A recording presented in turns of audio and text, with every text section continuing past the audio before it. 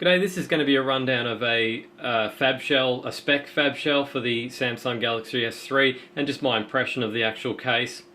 To start off with, it holds onto the phone quite well. For me, I think that's an advantage. I think for some other people that might get a bit annoying. If you're taking your phone off regularly, it has a tendency to actually grab on. I'm not sure if it's doing it now. No, it's not. Sometimes it'll actually, I know it is, there you go. So it's grabbing onto the back of the case, which is pretty annoying. It really mistreats the back of the case actually. So if you're taking your phone out regularly to change batteries or your SD card, that could get pretty annoying.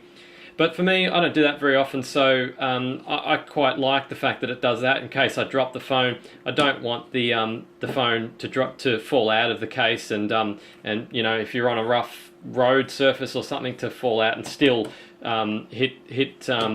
hit the rough surface and crack the screen or scratch the screen. I personally like the pattern on the back. It's a personal preference, though. You might not like that. There is one disadvantage with this fabric. This is actually fabric. There's no clear coating over the top. It's good to hold on to. It gives you sort of a bit of texture that you can grab on your phone with.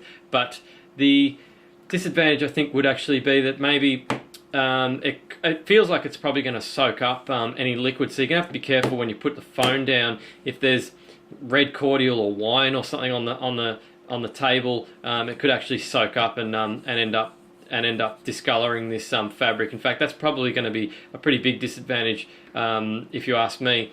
So far, obviously, I've only had it for a week, but obviously so far it's not discolored in any way, but that might actually change. Even just from handling it, the grease off your hands, or if you've got oil on your hands or something when you're handling it, you might yeah, it's probably going to soak up that oil, and I'm not quite sure how you'd actually go about cleaning something like this too. You might just be able to wash it, but you're obviously not going to want to do that if you can avoid it. The case has the outer rim around the outside to protect the screen, so if it does, it won't scratch from moving around on a rough surface. Should help to protect that screen a bit. The case is approximately 30 grams in weight, which is pretty good. So it doesn't add a huge amount of weight to your phone. The phone actually weighs 130 on its own, so it's adding an extra 30 grams onto it. Doesn't make the phone feel bulky in any way. If I get one that doesn't have the case on, you can see the a comparison there. Adds a bit of an extra profile around the outside and also on the side on as well, but nothing extreme. And considering how durable it feels, yeah, I think it's a good compromise between durability and the actual adding bulk to the phone.